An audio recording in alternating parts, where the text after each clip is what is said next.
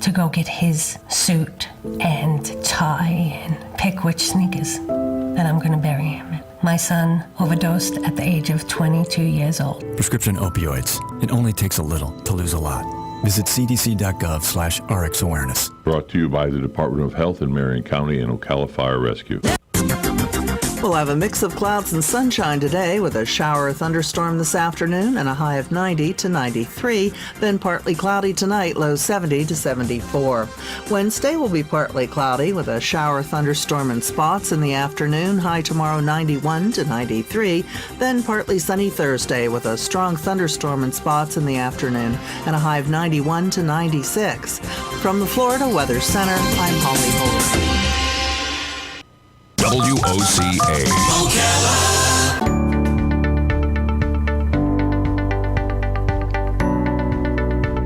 And welcome back. You're listening to AM Ocala Live, WOCA, the source, 10 minutes before the top of the 11 o'clock hour to round out our show here, AM Ocala Live.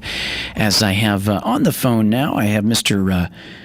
Jeff Kerr, General Counsel to PETA, as the international affiliates for nearly 25 years, built and leads the world's largest legal team working for animals' rights. And we've got him on the phone right now. Good morning, sir. How are you doing today? Good morning, Adam. I'm fine. Thanks for having me on the show. Roger there. And there's a growing concern.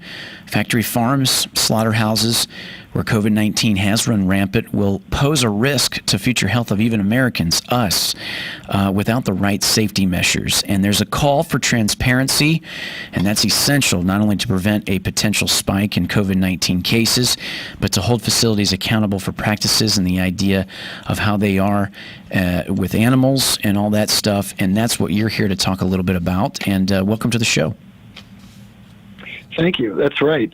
Certainly nobody needs to eat meat, eggs, or dairy products. So the slaughterhouses and factory farms are not essential, and they don't need to be open. But as you mentioned, some are opening amid the COVID-19 pandemic.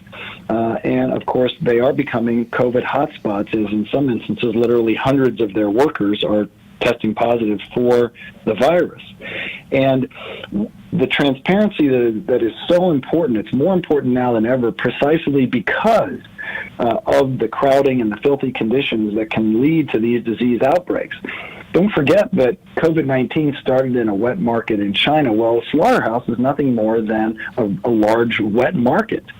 But rather than transparency, the slaughterhouse and factory farming industry is peddling and getting enacted in some states these so-called ag-gag laws, which are laws that are designed to prevent the investigation and exposure of cruelty to animals and terrible working conditions in these facilities.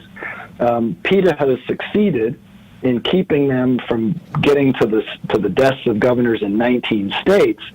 But in the handful of states where they have been enacted, PETA has sued in federal court to have them declared unconstitutional under the First Amendment protection for freedom of speech and freedom of the press. And we've defeated laws in Idaho, Utah, Iowa, and just 2 weeks ago in North Carolina. But they're still trying. We are in federal court as we speak, fighting version 2.0 of the Iowa ag-gag law. So the battle continues. And of course, it's really important in the context of COVID-19 to remember that this isn't the first time that viruses have been traced back to live animals. You had deadly outbreaks of mad cow, avian flu, swine flu, SARS, HIV, hoof and mouth, and others that have all stemmed from capturing or farming animals for food. So now more than ever, they should be putting cameras in slaughterhouses, in factory farms, to show people the crowding and filth that can lead to these kinds of diseases. Right. And with that, I was going to say, too, what you may think, not just that, but what more may need to be done regarding the health violations and the cruelty to the animals hidden from the public and the lack of, safety accountability. That's right. There is no federal oversight of factory farms. There's only minimal oversight at slaughterhouses, but the idea that they are meaningfully enforced is a sad joke. And all of this makes undercover investigations like those that PETA has conducted throughout its 40 years so vitally important. We have found sadistic workers kicking pigs in the head, spray painting them in the eyes, stomping and throwing chickens and turkeys like footballs, smashing piglets' heads against concrete floors, and even sexually assaulting pigs with steel gate rods. And it's as a result of that, we took that information to law enforcement, and so we've gotten the first ever felony cruelty to animals indictments and convictions against factory farm workers.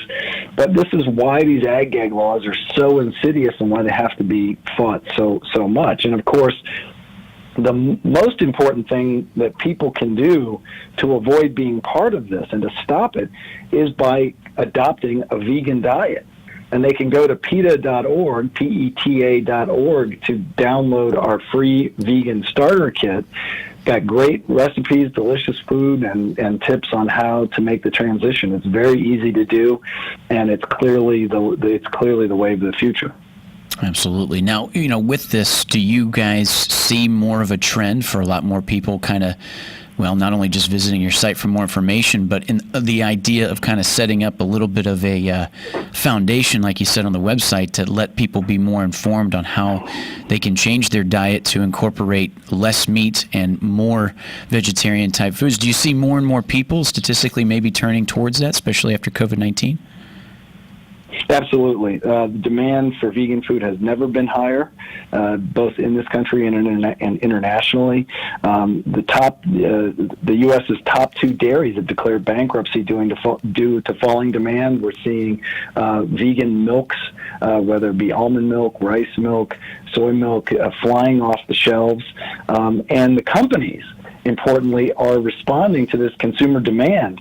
In fact, you've got Smithfield, Tyson, Cargill already producing vegan meats, and we're encouraging them to switch to entirely vegan meats. They see this is the writing on the wall. This is where people are going because vegan foods eliminate the cruelty to animals. They are healthier for humans.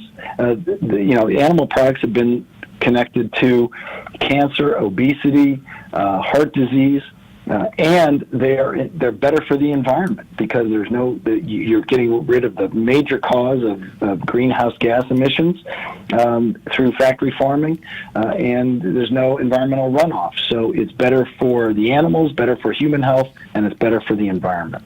So I guess too, like you said, as you've seen more come to fruition about producing, like you said, vegetarian type meats, I guess it is catching fire if you got the restaurant with the owls, actually known for their wings, starting to have the wing that is actually meatless, that it's actually taking a very popular trend in society right now. And that's right. KFC. Yeah. KFC in Atlanta actually offered vegan chicken. They're testing vegan chicken, and the lines were around the block. You've got brands like Simple Truth, Beyond Meat, Tofurkey. They're in restaurant chains across the country, and like you said, really catching fire. Awesome. Excellent. Well, Mr. Jeff Kerr, General Counsel to PETA, as just mentioning a lot of good information there. And one more time, sir, where can more people go for information on what we talked about today? Go to PETA.org, that's PETA.org, and download our free vegan starter kit. Absolutely. Well, there you go. Appreciate the time, sir. You guys have a great rest of the week and a lot of good information there. So, big one, PETA.org. Thank you very much, sir. Thank you. You got it. Thank you.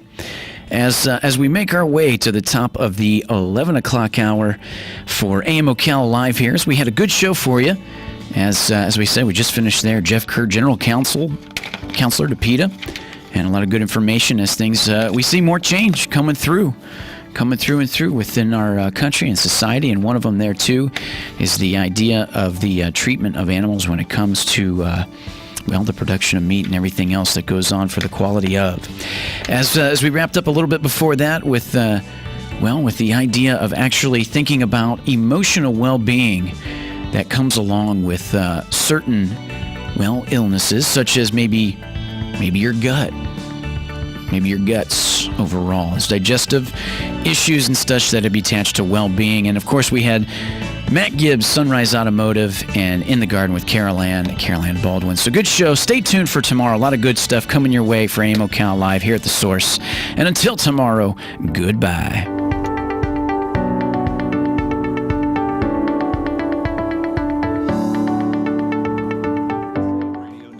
With Chris Barnes. Considered the nation's top infectious disease expert, Dr. Anthony